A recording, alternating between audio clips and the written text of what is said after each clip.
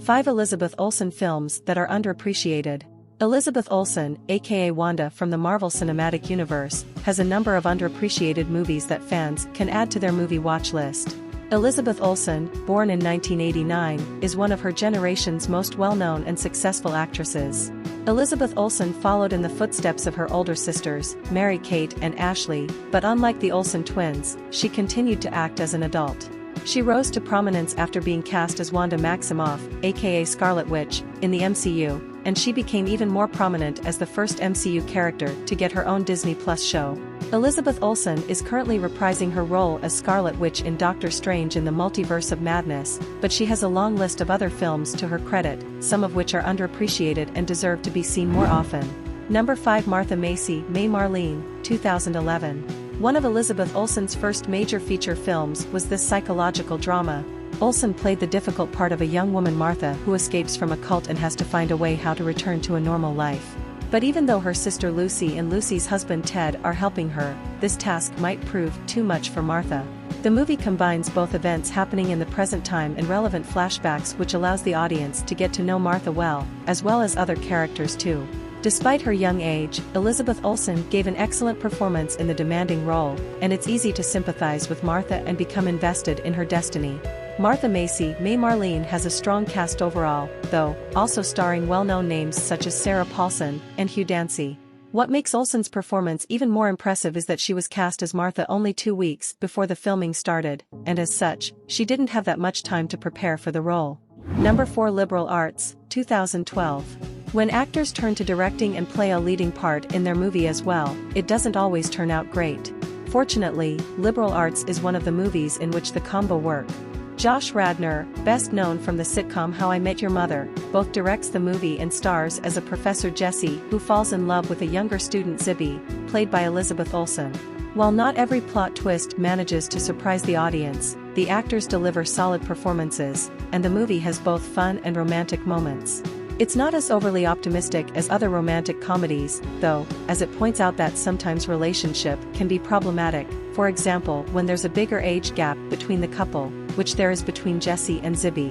Number 3 Wind River, 2017. With 243,000 ratings on IMDb, Wind River got a fair share of attention but still not as much as it would have deserved or as much as Elizabeth Olsen's MCU movies. In the MCU, Wanda builds a strong friendship with Jeremy Renner's Hawkeye and they fight side by side in the Civil War as well as protect each other. Those MCU fans who enjoyed seeing them interact in the MCU shouldn't miss out on watching Wind River since Olsen and Renner reunited in the movie and play the leading roles. Olsen portrays the young FBI agent Jane Banner, probably not related to Bruce Banner aka Hulk, who goes to Wind River to investigate a murder and cooperates with the tracker Corey Lambert. Olsen and Renner created a memorable duo in the movie and Wind River offers a strong atmosphere as well. If that wasn't enough, it's interesting to watch how the story will turn out and whether Jane will find the person responsible.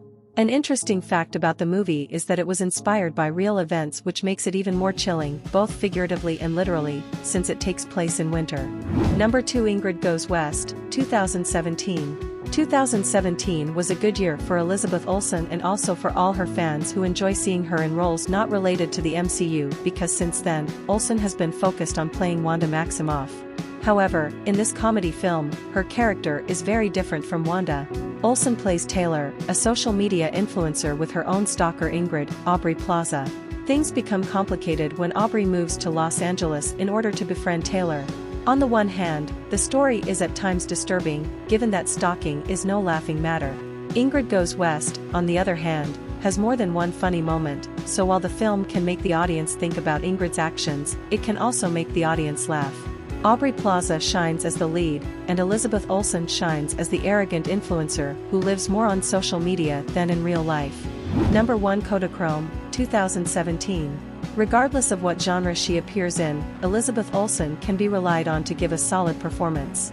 Her most memorable roles are the ones in which she gets to interact with characters different from the one she plays. That's also the case in this unusual road trip movie and drama. The main focus lies on Ben, played by Ed Harris, a celebrated photographer who's dying and asks his estranged son Matt to help him fulfill his final wish. Another person who joins the duo on their long journey is Ben's carer Zoe. Kodachrome flew under the radar and has only about 16,000 ratings on IMDb, but it doesn't disappoint anyone who enjoys stories that combine drama and humor.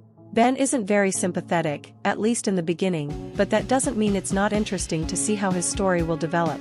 It helps that Harris, Olsen and Jason Sudeikis work well together, and the moments in which they argue or just simply talk belong among some of the best in the movie. Olsen doesn't have as much space in the movie as Harris and Sudeikis, but she easily draws attention to herself in every scene she appears in.